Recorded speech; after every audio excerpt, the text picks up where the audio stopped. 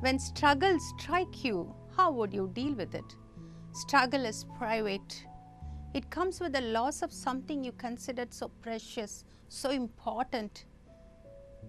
No matter how much you try to put your life together, no matter how much you take care of yourself, such things will come to pass. The pain of losing something precious, the betrayal of some close companion, the pain can only be understood by you. No one can share the pain. That pain cannot be shared even by a very close companion. They might say, go on, but you might feel, going on for what? The dreams, the expectations gone, everything lost is yours and yours alone. That is the feeling you get, because it cannot be shared sometimes. That is the problem of struggle. When such struggle strikes, different people deal with it in a different way. Psychologists say there are three main ways normally people deal with such problems. When such huge thing comes in your life, when struggles strike your life. So I would like to take you through a small story to understand, to explain you what are the three ways. One day, a mom called her daughter home. The daughter was so angry on everything. She was almost gone to the end of her life. She wanted to end her life. So the mom called her. She took her to the kitchen and made her to sit. And she said, just silently sit for 15 minutes and observe this experiment. She took 3 pots of water and she started to heat it. Before that, she showed her a carrot, a coffee bean, and an egg. And after, she asked her to feel it. And then when the water started to boil, she put all of them in each one pot. And after the water boiled for 15 minutes, she took them all out and kept it in different plates. Now again she asked her daughter to touch it and feel it. The egg, which was very soft earlier, before the heat touched it, has become very hard. The carrot, which was hard, has become soft. That same heat that made the carrot to become soft and the egg to become hard has turned out the coffee bean to give a sweet smelling aroma that filled that full room. The girl was a little confused. She looked at her mom and said, Mom, what do you want me to do? What do you want me to understand from this? Her mom said, who are you? Are you a coffee bean? Are you a carrot? Or are you an egg? Do you become hard after this? Or do you become soft after this? Or will you come out beautiful after this? I want you to be a coffee bean, to give a sweet smelling aroma after the struggle. This is my wish, she said to her. Same manner, when struggles strike, some people become hard. Beyond the exterior, beyond their confident exterior, lies an anger, lies a rage, a bitterness inside.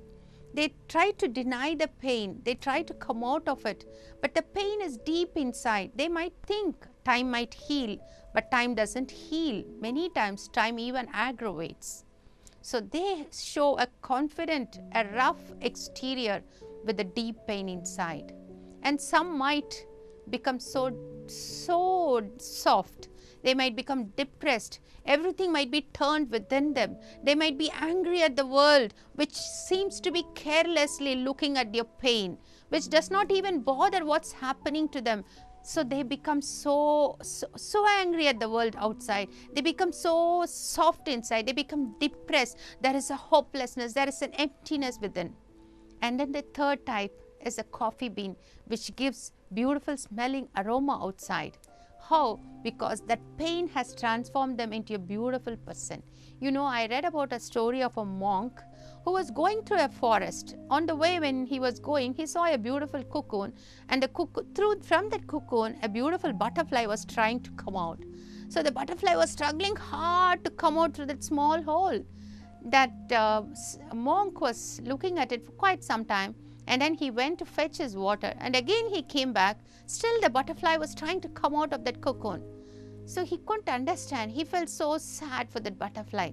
So he took a scissors and cut open the cocoon. The butterfly came out so easily, but you know, to his horror, the butterfly could not even fly. Its leg was so thin, its wings were not that developed. It could not fly. Then he understood the struggle what the butterfly is taking, make the fluid to go inside to the wings and then giving strengthening to the wings, so to make the butterfly to fly beautifully, to make it into a beautiful creature. The struggle what it is going through turned the butterfly into a beautiful one. The best strategy to deal with struggle is to bring your wounded, stained and bloodied heart before God, with its emptiness, with its loneliness, with its pain, with everything. And many saints you can read in the Bible have walked through this terrain, and they have come out, even wrestling with God. God honors that faith much better than a complacent faith.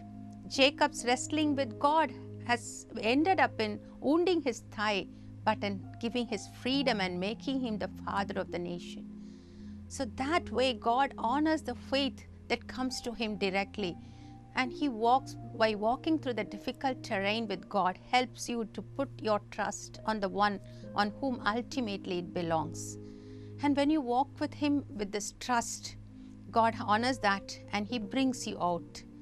And the journey through the valley of death helps in moving from the abstract knowledge of God to a personal encounter with God. And all the cracks of doubt leads to your faith. And God leads to abundance via your brokenness and pain.